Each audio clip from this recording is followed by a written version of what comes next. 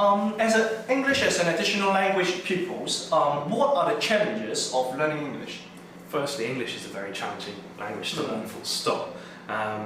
Firstly, the English language is constantly evolving and developing, like all other languages. Words that were in common usage 5-10 years ago are now completely obsolete.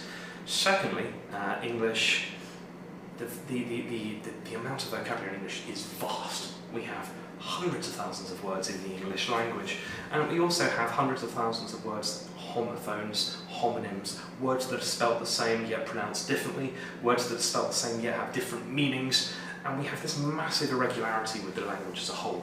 Fundamentally, if you look at most other European languages, they have particular structures to them, they have particular tenses, they have particular cases. We don't really have that very much in English. You know, in other languages, you look at it and go, okay, these are regular verbs and these are irregular verbs. In English, it's pretty much all irregular, and that can be incredibly confusing as a learner. Thank you for mentioning those challenges to us, but my next question would be, how can we overcome it? I think fundamentally one of the main ways to overcome this is complete and utter immersion in the language.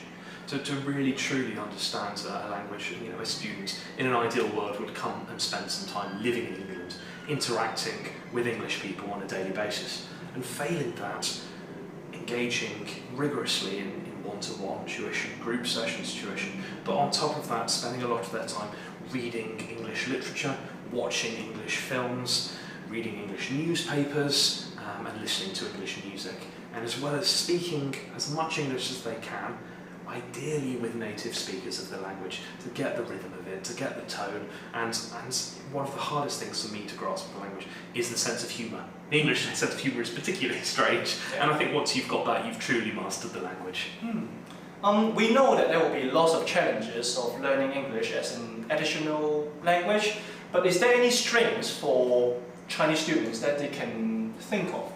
Yeah, very much so. On the whole, I would like to say that the vast majority of Chinese students I've worked with have been incredibly dedicated, incredibly hardworking, and will do any task that they're asked to do. You know, I know full well the vast majority of students I've worked with, if I ask them to read a text, they'll read a text. If I ask them to watch a film, they'll watch a film. And this can-do attitude is incredibly important and will, you know, benefit them greatly. Thank you, Matthew. Thank you, Leo.